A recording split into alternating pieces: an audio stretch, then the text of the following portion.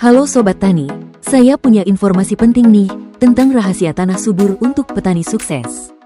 Tani, pernahkah Anda bertanya-tanya mengapa tanaman tumbuh subur di satu lahan, tapi justru layu atau kerdil di lahan lainnya? Kunci utamanya seringkali bukan hanya pada pupuk, melainkan pada pH tanah. pH tanah menentukan apakah tanaman bisa menyerap nutrisi di dalam tanah dengan baik. Jika tanah terlalu asam atau terlalu basah, pupuk mahal yang Anda berikan akan terbuang sia-sia. Mari kita pelajari cara mengukurnya. pH adalah singkatan dari Potential of Hydrogen, yaitu ukuran tingkat keasaman atau kebasahan tanah yang diukur pada skala 0 hingga 14. Untuk sebagian besar tanaman budidaya seperti padi, jagung, dan sayuran, pH tanah yang paling ideal berada di angka 6,0 hingga 7,0. Pada rentang ini, akar tanaman dapat menyerap unsur hara secara maksimal. Berikut grafik skala pH tanah, di mana angka 0 sampai 5,5 masuk kategori pH asam, angka 6,0 sampai 7,0 kategori netral, ideal, dan angka 7,5 sampai 14 masuk kategori basah. pH tanah sangat penting karena menjadi kunci utama yang mengatur seluruh sistem kehidupan di dalam tanah, mulai dari ketersediaan makanan untuk tanaman hingga aktivitas makhluk hidup di dalamnya. Berikut adalah alasan utama mengapa pH tanah sangat krusial bagi budidaya tanaman. 1. Mengatur ketersediaan nutrisi. 2. Mencegah keracunan unsur logam. 3. Mempengaruhi aktivitas mikroorganisme tanah. 4. Menentukan efisiensi biaya pemupukan. Ada dua cara yang bisa digunakan petani untuk mengukur pH tanah. 1. Cara modern dengan menggunakan alat bantu berbasis teknologi untuk memberikan hasil ukur berupa angka digital atau indikator warna kimia yang pasti. Cara ini dinilai lebih akurat dan praktis. 2. Cara tradisional. Cara ini digunakan jika Anda tidak memiliki alat modern. Metode ini tidak menghasilkan angka pH yang spesifik, melainkan hanya mengidentifikasi status tanah, apakah termasuk asam, netral, atau basah, melalui reaksi kimia alami. Dengan cara ini semua bisa melakukan pengukuran pH tanah secara alami dan hemat biaya. Cara modern. 1. Menggunakan alat pH meter. 2. Menggunakan kertas lakmus. Berikut tutorialnya. Hai Sobat Tani, yuk kita pelajari cara mengukur pH tanah. Dengan alat pH meter dan klakmus, dimulai dengan pH meter dulu ya. Sebelum mulai, pastikan tanah dalam kondisi lembab. Basahi dulu dengan air. Sekarang, tancapkan ujung besi ke dalam tanah. Tunggu beberapa detik sampai angka di layar digitalnya berhenti bergerak. Nah, kalau angkanya muncul di antara 6 sampai 7, artinya tanah Anda sangat ideal dan siap menyerap pupuk. Kita juga bisa cek pH tanah secara ekonomis pakai kertas lakmus ini.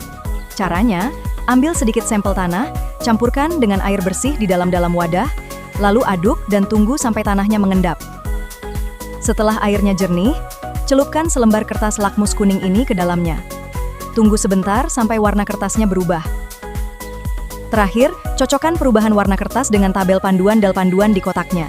Warna yang sesuai akan menunjukkan angka pH tanah Anda. Cara tradisional yang alami dan hemat. 1. Menggunakan kunyit. 2. Mengamati karakteristik tanah dan vegetasi sekitar.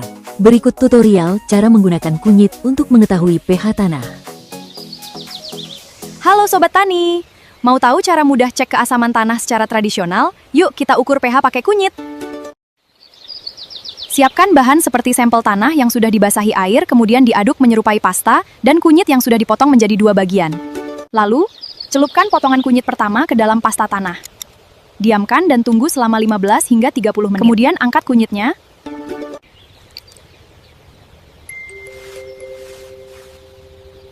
Lalu bandingkan warnanya dengan potongan kunyit pembanding tadi. Jika warna potongan kunyit memudar, berarti tanah asam. Jika berubah kemerahan atau lebih tua, berarti basah. Jika tetap sama, tanah Anda netral. Cara tradisional yang kedua yaitu dengan mengamati karakteristik tanah dan vegetasi sekitar. Petani zaman dahulu menggunakan metode ini untuk membaca kualitas dan kondisi tanah secara cepat tanpa alat bantu apapun. Jenis tumbuhan liar atau gulma tertentu hanya dapat tumbuh subur pada rentang pH tertentu karena kecocokan sistem akarnya. Setiap kelompok tanaman memiliki toleransi dan preferensi tingkat keasaman yang berbeda untuk dapat tumbuh maksimal.